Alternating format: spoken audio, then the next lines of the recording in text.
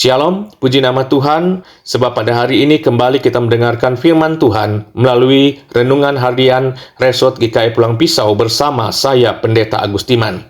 Hari ini firman Tuhan diambil dari Keluaran 25 ayat 1 sampai 22. Dengan nats yang menjadi bahan renungan kita dari Keluaran 25 ayat 21 sampai 22. Saya akan bacakan firman ini bagi kita sekalian.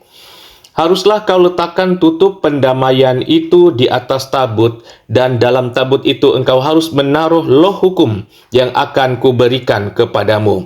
Dan di sanalah aku akan bertemu dengan engkau, dan dari atas tutup pendamaian itu, dari antara kedua kerup yang di atas tabut hukum itu, aku akan berbicara dengan engkau tentang segala sesuatu yang akan kuperintahkan kepadamu untuk disampaikan kepada orang Israel. Yang berbahagia ialah mereka yang mendengarkan firman Allah dan yang memeliharanya.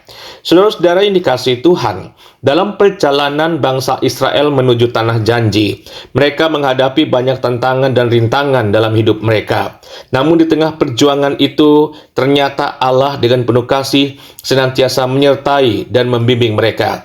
Dan salah satu cara nyata kehadiran Allah di tengah-tengah umatnya adalah melalui kemah suci yang dibangun sesuai perintahnya kepada Musa di Gunung Sinai.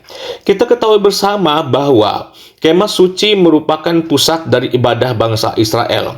Di dalamnya terdapat tabut perjanjian yang sangat kudus, tempat menyimpan hukum Taurat yang diberikan Allah sendiri kepada Musa. Hukum ini bukan sekedar aturan belaka, saudara, tetapi merupakan pedoman hidup yang berasal daripada Allah sendiri. Nah, dengan meletakkan hukum di dalam tabut, bangsa Israel menunjukkan penghormatan dan ketaatan mereka kepada firman Tuhan. Dan penting untuk diketahui bersama bahwa kemah suci ternyata bukan hanya sekedar tempat ibadah saja, tapi juga tempat di mana Allah berbicara, membimbing dan menuntun umatnya dalam perjalanan mereka menuju tanah janji. Nah, Allah senantiasa hadir untuk menyatakan firman-Nya dan memberi petunjuk kepada umatnya. Kehadirannya yang nyata ini digambarkan dengan kemuliaan Allah yang tinggal di antara kedua kerup di atas tabut. Dan ini menunjukkan kepada kita bahwa betapa dekatnya Allah dengan umatnya. Dia tinggal bersama mereka di dalam kemah suci tersebut. Nah, analoginya seperti ini.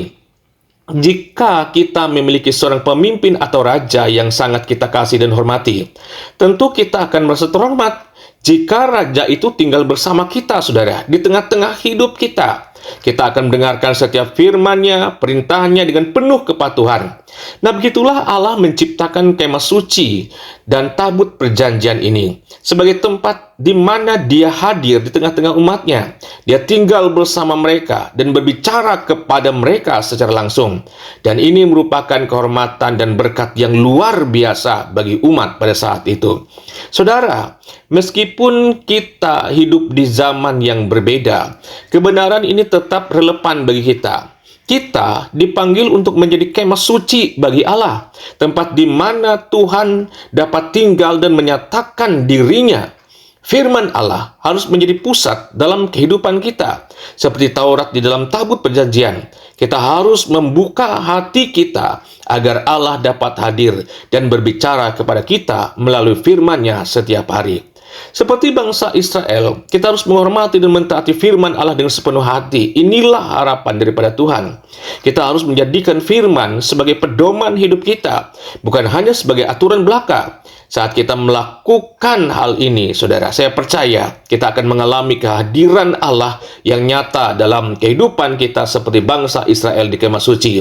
Dan lebih daripada itu, kita harus senantiasa mendengarkan suara Allah, perintah-perintahnya, dan membiarkan Tuhan membimbing kita dalam setiap langkah kehidupan kita. Sama seperti Allah berbicara kepada Musa di atas tutup pendamaian, kita pun harus mencari hadiratnya Tuhan dan mendengarkan dengan teliti apa yang Dia katakan kepada kita melalui setiap firman yang kerap dan seringkali kita dengar lewat hamba-hamba Tuhan maupun lewat setiap firman Tuhan yang kita dengar di mana-mana saja.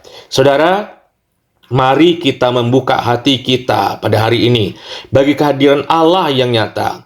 Mari kita menjadikan firman Tuhan sebagai pusat kehidupan kita dan taat kepada setiap perintahnya. Nah, dengan demikian, kita akan mengalami hubungan yang dekat dengan Allah.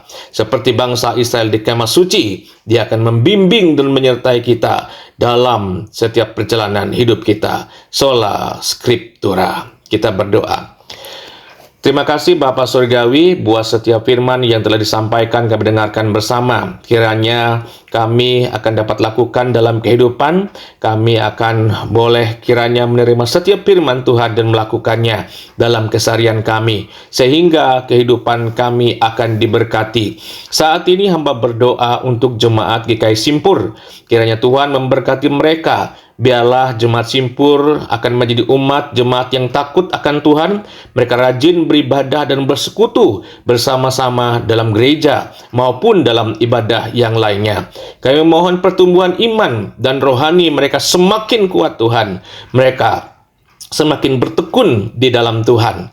Dan setiap pekerjaan usaha mereka kami juga mohon diberkati Bapa, sehingga mereka boleh berlimpah, dan dengan berkat itu mereka akan dapat boleh saling berbagi satu dengan lainnya, terkhusus untuk membangun persekutuan gereja maupun jemaat GKI Simpur.